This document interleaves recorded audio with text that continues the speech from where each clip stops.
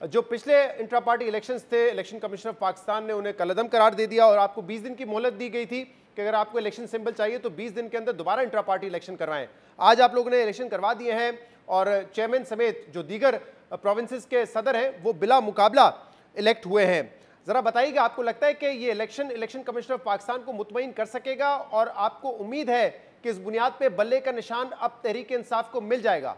Election commission of Pakistan ने जो हमारा पहला इलेक्शन था इंटर पार्टी इलेक्शन, वो 8 जून 2022 को हुआ और जो 23 नवंबर 2023 को उसको सेट असाइड किया इलेक्शन कमीशन ने कोई माइनर इरेगुलरिटी की बेस पे, और उस आर्डर के अंदर 20 डेज़ दिए गए कि आप इंटर पार्टी इलेक्शन करवाएं। और ये मेरा ख्याल है वाहिद पार्टी है जो हमेशा से इंटर पार्टी इलेक्शन करवाती आ रही है, क्योंकि मैंने बतौर रीजनल हेड इस्लामाबाद 2009 और 2012 में इंटर पार्टी इलेक्शन पीटीआई के होल्ड करवाए और आइन के मुताबिक और रूल्स के मुताबिक। अब हमें इलेक्शन कमीशन की ये देखें कि इलेक्शन कमीशन ने जो 20 डेज़ टाइम दिया, नेक्स्ट वीक आपके जो इलेक्शन जनरल इलेक्शन 8 फरवरी को अनाउंस हैं, उसके लिए उन्होंने स्केड्यूल शेड्यूल मांगना है और उसमें भी लोगों ने जाना है। और इसके लिए हमें बजाय को टाइम देने के 20 दिन टाइम दे के हमें मजबूर किया गया कि हम इसमें इलेक्शन करवा के उनको दें। हमने जब इलेक्शन करवाया, हमारे जो कॉन्स्टिट्यूशन है वो 2019 का है और अमेंडेड 2022 का है।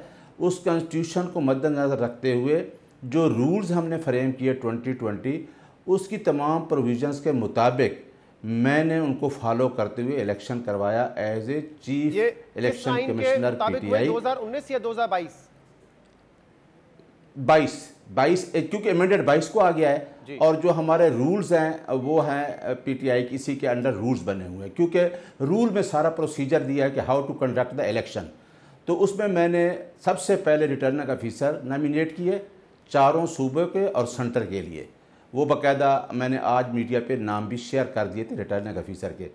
29 तारीख जो थी वो हमने दी थी नॉमिनेशन पेपर मांगने के लिए, और फर्स्ट थी यकम दिसंबर वो नॉमिनेशन पेपर, उसके साथ प्रपोजल सिकेंडर और उसके साथ तमाम वेरिफिकेशंस, और उसके ऊपर अगर कोई ऑब्जेक्शंस आता है वो सारी चीज़ें डिसाइड होती। इवन देन अगर कोई रिटर्निंग ऑफिसर किसी ऑब्जेक्शन को सेटिसाइड करता है या उसके ऊपर डिसाइड करता है तो उसकी अपील मेरे पास आनी थी। वो यकम दिसंबर 2023 थी।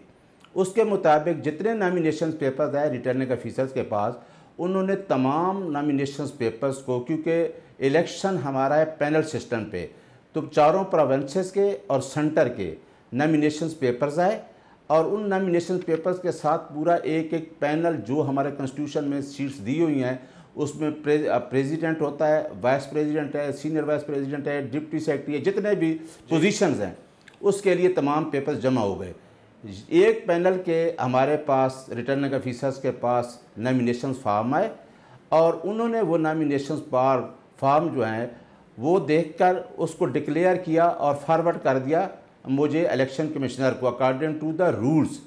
तो उसके ऊपर आज जो था, क्योंकि एक पैनल का पेपर आए थे, उस पे हमने इसी रूल्स में 15 के मुताबिक रेजोल्यूशन पास करानी थी कि किसी को कोई ऑब्जेक्शन तो नहीं है। तो सब लोगों ने उसको आपको लगता है कि ये पीटीआई का जो आइन और रूल्स है उसके मुताबिक हुए हैं और इलेक्शन सिंबल आपको मिल जाएगा बासानी? जी बिल्कुल, हमारा यही है कि हमने तो देखे, हमने तो रूल के मुताबिक इलेक्शन करा दिए। और सिंबल मिलना वो तो मैं आपको बता रहा हूँ कि पार्टी के साथ जिस तरीके से चीज़ें हो रही हैं वो आपको ही पता है और मेरा ख्याल है पूरे पाकिस्तान को पता है कि एक पार्टी को इलेक्शन से माइनस करने के लिए मुख्तलिफ किस्म की जो चीज़ें हो रही हैं। लेकिन नियाज़ी साहब, पहले ही आपको बता दिया कि आगे जनरल इलेक्शन है। लेकिन इन मौजूदा हालात में आपको लगता है कि आपको ये इलेक्शन सिंबल मिल जाएगा या आपको लगता है कि मुश्किल हो जाएगी तहरीक इंसाफ के लिए? देखें, हमें तो पूरा यकीन है कि हमारे ऊपर कोई ऐसी कदगन नहीं है कि हम डिस्क्वालीफाई हों। हम क्वालिफाई करते हैं सिंबल के लिए और इंशाअल्लाह बल्ले के निशान पे ही तहरीक इंसाफ इलेक्शन लड़ेगी। कौन सी रुकावट है? हाँ, अगर कोई उसमें मैला फाइल दिया है तो जो तो आपको अभी सामने नज़र आ गई है कि एक इलेक्शन में हमें 20 दिन देना और 7 जनरल इलेक्शन के लिए नेक्स्ट वीक में एक शेड्यूल आ रहा है, तो ये चीज़ साथ चल रही है। लेकिन हमें कोई अभाम नहीं है कि कोई लीगल फलाह हो, हमें कोई रुकावट हो कि हमें अपना बल्ले का, क्योंकि पार्टी क्वालिफाई करती है, कोई डिसक्वालीफाइड पार्टी तो नहीं है, हमें सिंबल बल्ले का निशान ना मिले।